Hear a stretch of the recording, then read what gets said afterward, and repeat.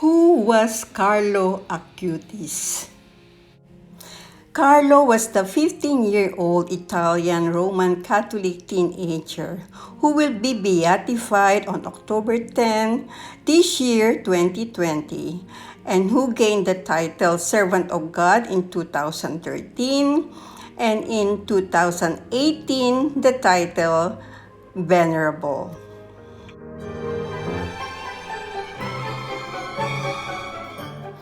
Carlo was born in London on May 3, 1991 to Arjay Alpuerto and Antonia Salzano.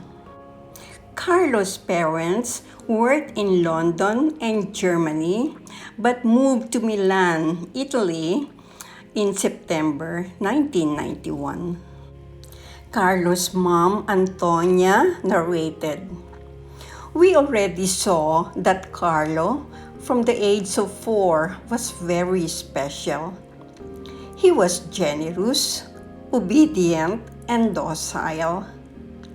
But he developed a devotion to Jesus very young, such that he wanted to enter every church we walked in front of."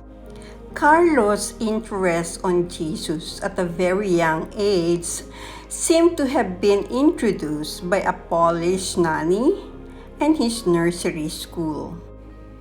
That made Carlo to begin asking his parents questions about God. That inspired the parents to start their journey on their faith. Carlo asked for special permission to receive his first communion at the age of 7. And from that day until he died, Carlo never missed going to daily Mass. He also prayed the Rosary every day and took part in Eucharistic adoration. He read the Bible every day, as well as the Catechism. And Carlo would say that the Bible was his compass. By the age of 11, he was teaching Catechism to younger children.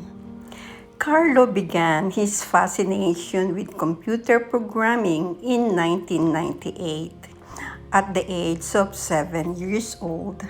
He taught himself everything he knew about computer. He knew 3D animation, Java, Adobe, and Photoshop. He mastered computer programming, and he used it to spread the Catholic faith. He developed a website on Eucharistic miracles, which he worked on for 4 years. The website has a compilation of 196 stories of Eucharistic miracles all over the world and in several languages. Carlo had many friends at school. He helped other students with their homework, especially if they needed assistance on their computers.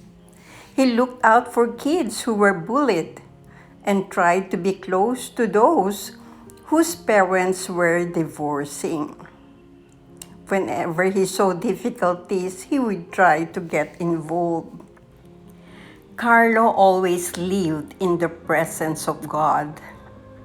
For him, it was strange for people to put their own pictures on the internet. God had to be in first place. He never wanted to put himself on a pedestal. He prayed a lot for sinners, for their salvation.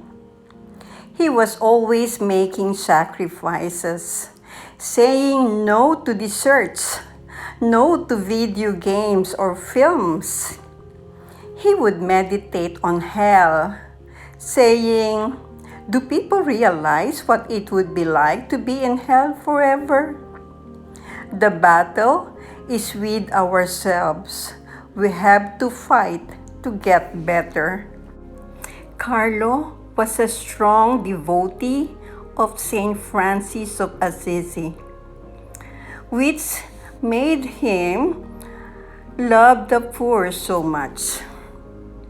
During the winter, it gets very cold, says Natalia. He would go out to bring food and hot liquids to the homeless, and with his weekly allowance, he bought covers and sleeping bags for them. At the age of 15 years old, Carlo was diagnosed with acute leukemia. I am happy to die because I have lived my life without wasting a minute on those things which do not please God. Carlo offered up all his suffering for the Pope and the Church. And just 3 days after his diagnosis, he passed. The funeral was packed with people, overflowing into the streets of Milan. People his parents never even knew Carlo had befriended. Miracles associated with Carlo happened right away. A 45-year-old woman who was praying to have a child became pregnant the week after the funeral. And then another woman was cured of cancer at the funeral. Carlo's schoolmates immediately took part in the first biography about him. There have been hundreds of miracles, graces, and favors. And there have also been many spiritual conversions. Vatican accepted the miracle for Carlo's beatification with that of the Brazilian boy born with a rare congenital anatomic anomaly of the pancreas. After a 3-day novena to Carlo in 2013, the doctors examined the boy's pancreas and they discovered that it had been perfectly healed. Carlo died on October 12, 2006. He was buried in Assisi in accordance with his wishes. His tomb was open for his beatification on October 10 and is open for viewing. To always be close to Jesus, that is my life plan. Blessed Carlo Acutis, pray for us.